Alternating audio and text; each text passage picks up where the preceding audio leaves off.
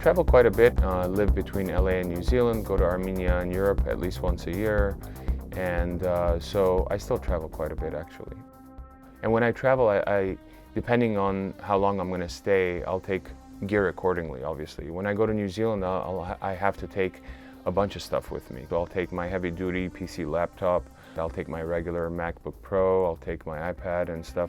I like having a bag where all of it fits. I was always between a computer bag and a backpack. This is now both. I love having a space for my headphones on the plane that's easy to access. A safe but easy place to put your passport and stuff like that. I love the way we configured all of these pockets to kind of really, that's all you need on the plane is this, and you've got all your electronics safeguarded, all your passport paperwork, all your personal media, eyeglasses, your book to read, whatever, everything fits comfortably, so it's really cool.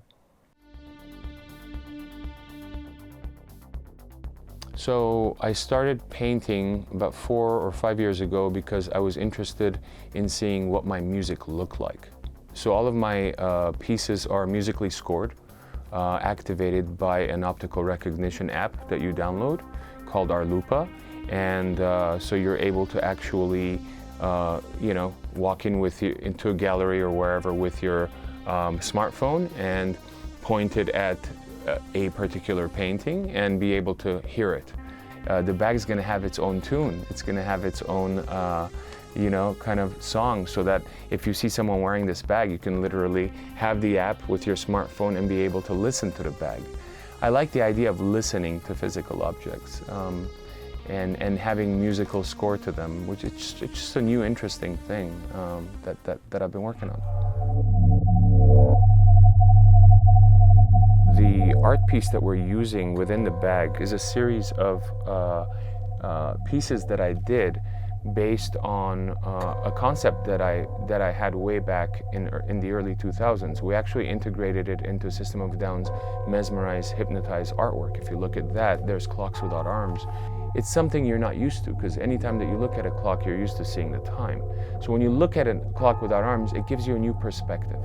To me, it represents timelessness, a clock without arms, because it just doesn't exist. Time is a man-made function. So when we were doing the bag, obviously, we talked about using an art piece, and the space clock just kind of made sense for the whole thing. So if you look inside the zipper, you're going to see different colored space clocks. These are actually from my artwork that we've utilized. In the interior lining as well, you've got space clocks.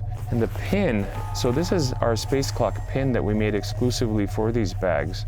And I thought it was a really interesting idea. This takes your eye away from the center. So if you're looking at this, you can't help but to notice something here. And then if you really look at it, it's a clock without arms. And you're like, what the fuck is that? I've always been a person whose left and right brain were very equally balanced between the artistic and the kind of reasonable, logical. I get to exercise both sides drastically daily. Because one call is a trademark call for the coffee, the next call is a creative call with the director, the next call is about a film festival, the next call is interviewing an editor for a film. So I'm in different worlds, and I thrive on it, because to me it's all creative, it's all artistic.